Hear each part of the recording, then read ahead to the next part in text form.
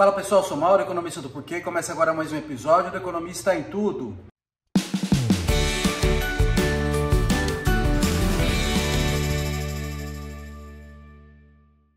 Para você que está chegando por aqui, eu convido a se inscrever no nosso canal e ligar o sino para receber as notificações.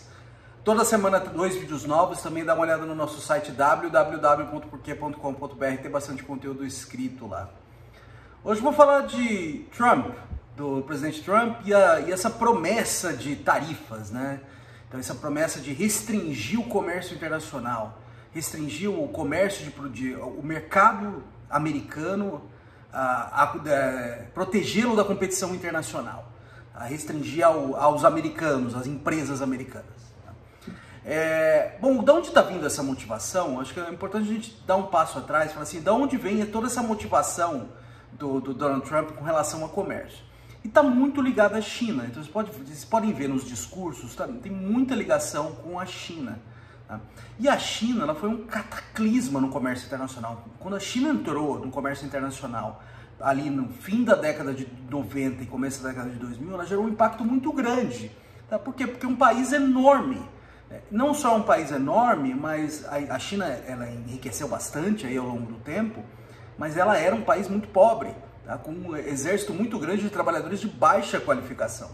Então ela entra competindo em determinadas indústrias de maneira muito pesada mesmo.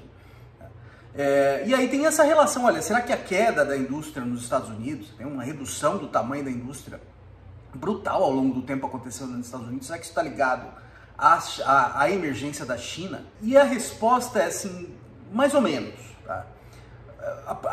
Acho que a primeira coisa que a gente pode olhar no dado é assim, o que está acontecendo com o crescimento da China e o que está acontecendo com o decrescimento da indústria nos Estados Unidos, a participação da indústria no PIB nos Estados Unidos. Ela vem caindo desde a década de 60. Desde a década de 60 vai diminuindo o tamanho da indústria na economia americana e vai aumentando o tamanho do setor de serviços. Isso acontece em diversas economias do mundo, o aumento do setor de serviços e a diminuição do setor industrial. E nos Estados Unidos isso vem de décadas, já vem desde 1960.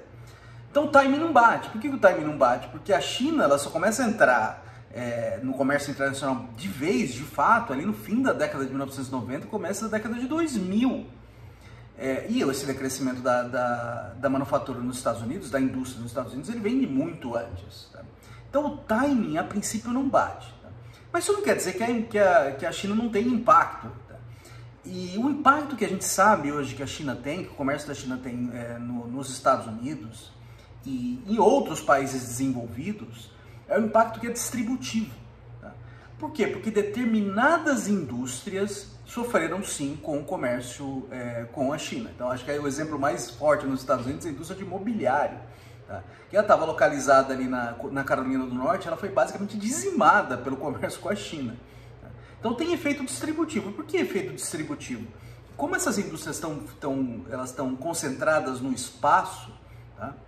Quando elas começam a desaparecer, os trabalhadores eles têm dificuldade de se mover para outros lugares. Tá? E aí você começa a gerar uns efeitos locais muito pesados. Tá? Efeito com aumento de desemprego, aumento de pobreza, busca de benefícios sociais. Tá? E são efeitos que são bastante prolongados, eles duram assim mais de uma década. Mais de uma década depois você consegue ver efeito ali. Então isso é uma coisa muito pesada, porque os locais em que isso acontece, e aí a gente já vem à mente o Rust Belt ali nos Estados Unidos, tá, onde estava concentrada boa parte da atividade industrial, esses locais começam a sofrer muito. Tá? Então ainda que você tenha alguns lugares que se beneficiam do comércio, e também você tem benefício do comércio, que é espalhado na economia como um todo, na forma de preços mais baixos, de produtos importados, na forma de diversidade de produto, você tem determinados locais que sofrem muito. Isso é uma coisa bem documentada nos dados, isso se chama na literatura de choque China. Tá? Você tem efeitos muito concentrados, você tem aumento de pobreza, aumento de busca de benefícios sociais, aumento de desemprego bem localizado. Acho que uma ideia que a gente tinha antes é o seguinte, olha, por que as pessoas deveriam se mover dos locais que estão perdendo, das indústrias que estão perdendo, para as indústrias que estão ganhando com o comércio?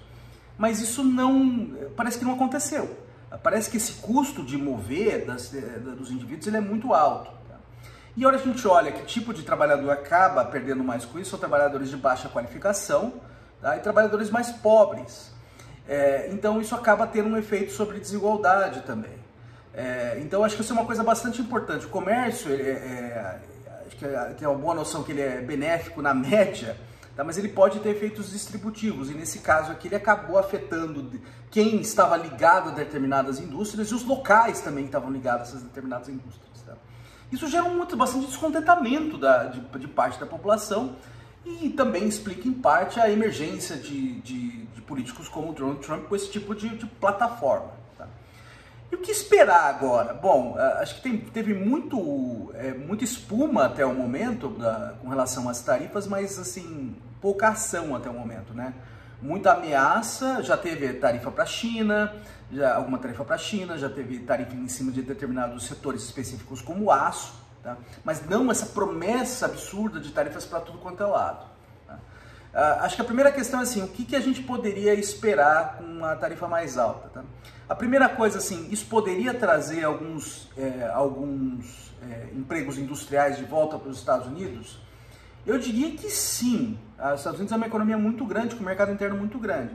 Se as empresas começam a perceber que para acessar esse mercado, elas precisam se localizar, colocar suas empresas, suas fábricas em solo americano, elas vão reagir a isso. Elas vão tentar, de pular a tarifa e investir. Tá? Mas assim, toda essa incerteza também que está tendo com relação à tarifa está gerando muito, é ruim para investimento também. Tá? Então esse é um primeiro ponto. Assim, eu acho que sim, pode recuperar alguns empregos, na medida em que as empresas que passaram a se localizar fora para pegar uma mão de obra mais barata e exportar para os Estados Unidos, elas passam a se mover de volta para os Estados Unidos para ter acesso a esse mercado grande. Tá? A questão é a custo que isso vai trazer. Então, isso vai trazer, obviamente, um custo. Tá? Uma primeira coisa que a gente pode imaginar é o seguinte: a tarifa é imposto sobre importação. E esse imposto ele vai ser, em parte, repassado para os produtos finais. Tá? Então, você deve haver um aumento de preço desses produtos importados. E isso aí é a inflação de curto prazo. Então, os americanos eles estão bastante avessos a essa questão da inflação. Isso ficou claro agora na última eleição. Tá? E assim, isso é uma coisa que deve pesar se for de fato levado a cabo da forma que o presidente Trump está anunciando. Tá? Um segundo ponto que isso deve levar é aumento de custo de insumo. Tá? Tem uma coisa bastante relevante que aconteceu no comércio internacional aí nas últimas décadas, que foi o fortalecimento das cadeias globais de valor. Ou seja, um produto hoje ele é gerado em diversos... partes dele são geradas em diversos locais do mundo. Tá? Então, um exemplo disso é o iPhone lá, que quando ele sai, por exemplo, se ele é vendido lá na China, se ele é terminado lá na China, só 2% do valor do iPhone, não, desculpa, o iPad, só 2% do valor dele é incorporado na China, o resto é tudo gerado em outros países, tá? Com as peças, com a tecnologia. Tá? Então, eu acho que esse é um exemplo. Tem um exemplo do avião Boeing também, que é um exemplo comum, que tem várias partes, são produzidas em diversos países do mundo até que o avião é consolidado, tá? E aí é produzido de fato, mas isso acontece em diversos locais do mundo com diversos produtos. Se você aumentar o custo de comércio internacional, todos os custos dessas partes vão aumentar. Tá? E isso, primeiro, gera ineficiência, tá? Porque você vai ter que começar a produzir todas essas coisas localmente, muitas dessas partes você não tem muita vantagem em produzir, por isso que importa. Tá?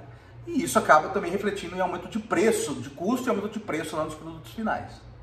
Então, uma coisa que a gente pode esperar é aumento de custo de vida e aumento de inflação de curto prazo nos Estados Unidos. E os americanos estão bastante avessos a isso. Tá? E eu acho que a população já percebeu, inclusive, isso, porque nas tomadas de opinião a maioria é contra. A maioria é contra essa expansão de tarifas enorme que está sendo prometida pelo governo Trump. Acho que também explica um pouco a resistência aí do presidente Trump em levar a cabo essa promessa, tá? Que está tudo na parte da promessa ainda. Está tendo muita espuma e eu acho que tem muita ameaça de tarifa que no fim das contas não vai para frente. Então, o que pode estar acontecendo aqui é é uma promessa de usar essas tarifas como para melhorar algum ponto de negociação em outras partes. Então a gente viu agora recentemente com o México e Canadá, tá? Teve uma ameaça de tarifa de 25% por gigantesca, acabou voltando atrás com algumas coisas que eles prometeram fazer na fronteira e tal. Então, é lógico, assim, os Estados Unidos tende a perder com isso, ainda mais com parceiros que estão próximos, que fazem muito comércio. Mas a perda para México e Canadá é muito maior porque são países menores. Tá? Então pode ser que os Estados Unidos estejam usando essa ameaça de fato de tarifa para extrair outras concessões em outras partes. Tá? Mas é algo para a gente ficar de olho, porque assim, o presidente Trump prometeu muita coisa, ele tende a cumprir. Tá? Essa parte das tarifas ela ainda está um pouco tímida ainda, apesar das ameaças. Vamos ver o que acontece. É isso aí, pessoal. Muito obrigado por ter assistido o vídeo. A gente volta a conversar mais na semana que vem. Dê uma olhada no nosso site, tem bastante conteúdo escrito lá. O endereço é www.porquê.com.br.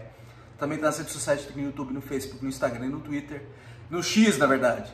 E é isso aí, até semana que vem. Um abraço.